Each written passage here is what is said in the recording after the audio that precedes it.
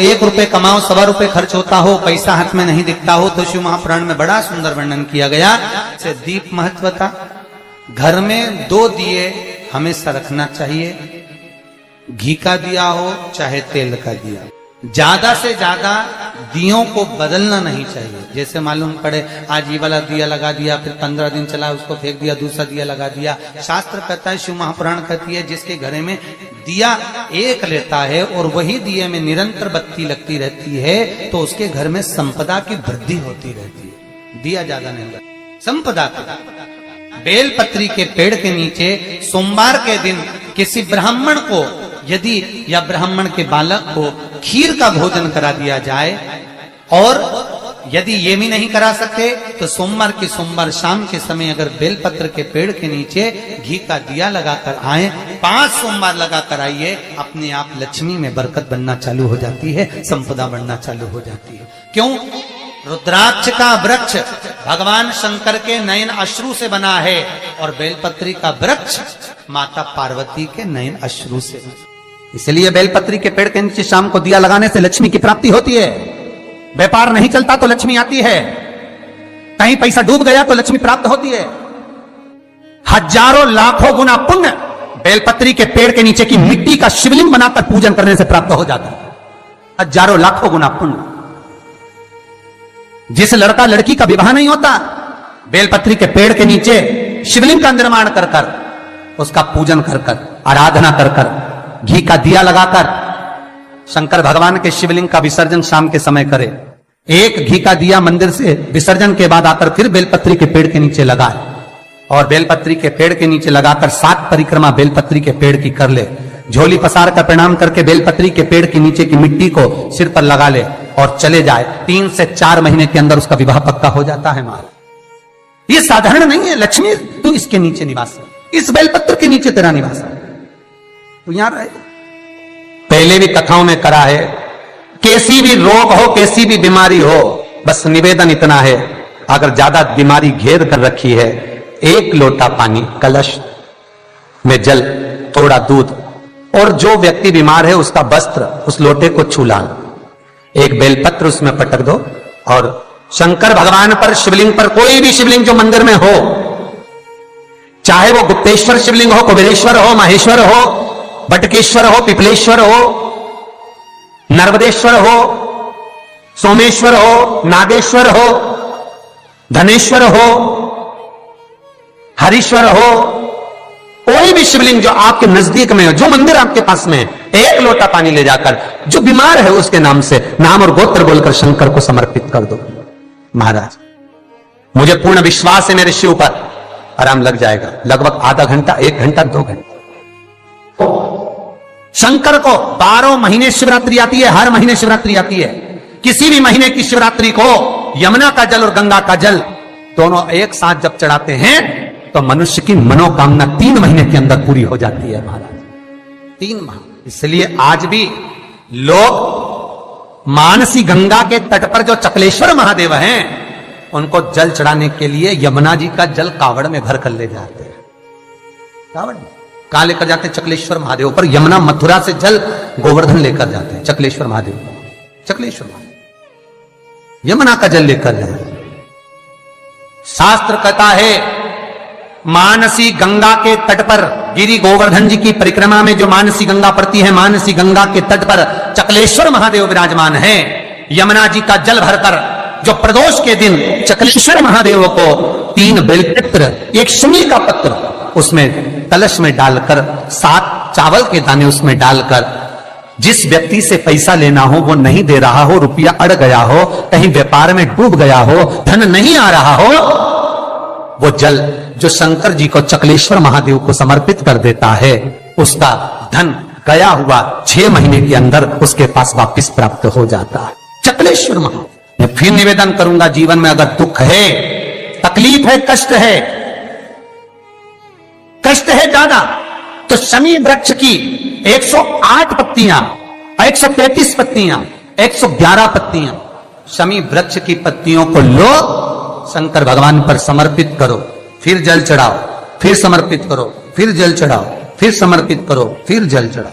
133, 111, 122 जितनी बार बन सके समर्पित कर कर आपका दुख शिव से कहो, शंकर सुख देगा, ये पक्का सुख देगा। कई लोग कहते हैं भगवान शंकर को भांग प्रिय है। शिवरात्रि के दिन लोग रात भर भांग घोट घोट के शंकर भगवान का नाम ले लेके खूब पीते और बदनामी मेरे भोलेनाथ की करते कि शंकर जी का प्रसाद है। जितने लोग कहते हैं कि शंकर को भांग प्रिय है, कहीं एक जगह पर शिव महापुराण में लिखा हुआ बता दो कि शंकर को भांग प्रिय है, कहीं एक जगह पर। और शिव पुराण जाने दो तो लिंग पुराण के अंदर बता दो, कहीं पद्म पुराण में, अग्नि पुराण में, नर्मदा पुराण में, भविष्य पुराण में, नारद पुराण में, बरहा पुराण में, जहां तुमको मिल जाए वहां लिखा हुआ बता दो कि शंकर को भांग प्रिय है। तो फिर क्यों देवता का नाम बदनाम करना? कई लोगों ने शंकर जी के ऐसे ऐसे फोटो बना रखे कि शंकर जी गांजा पी रहे हैं। ओ भैया, पीना तुमको है, नाम उसका बदनाम कर दो। कई जगह पर भगवान शंकर के ऐसे चित्र बना दिए कि शिव को भांग की प्रियता है।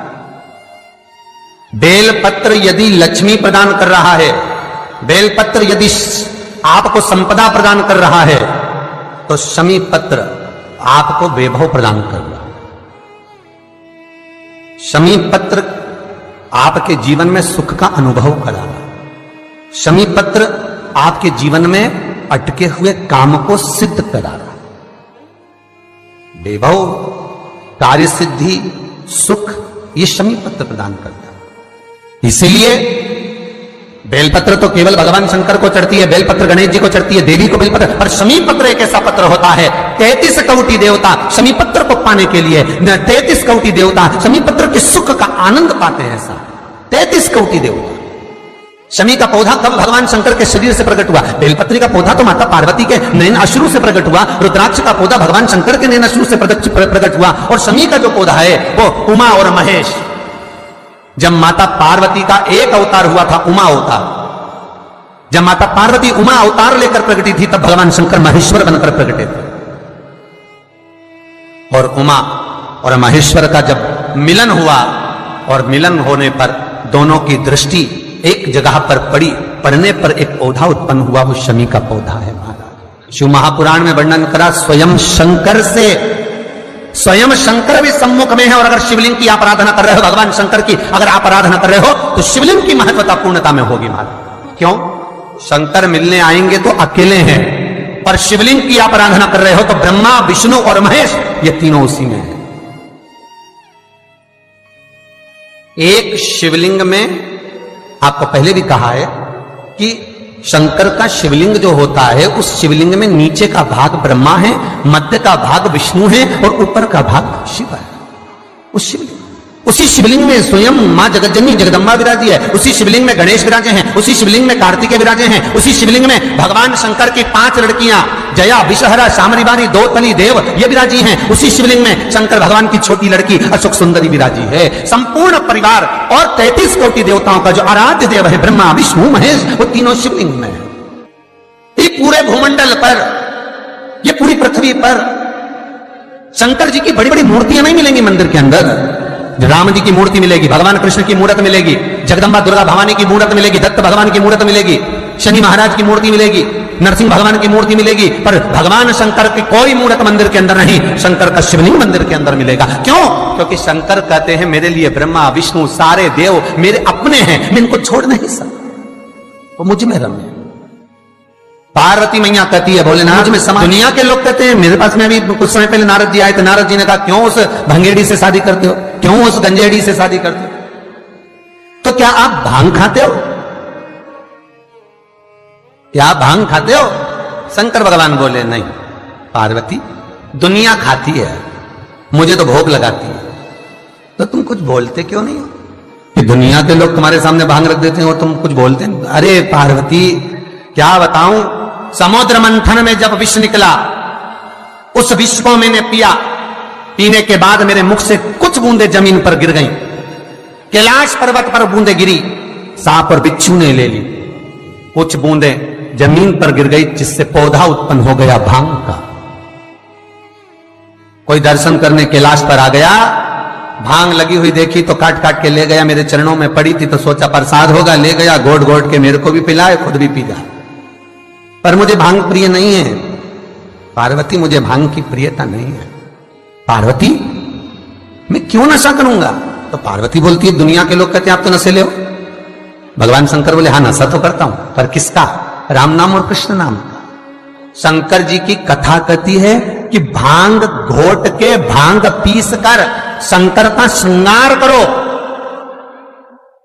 क्यों? क्योंकि शंकर भगवान के कंठ पर जो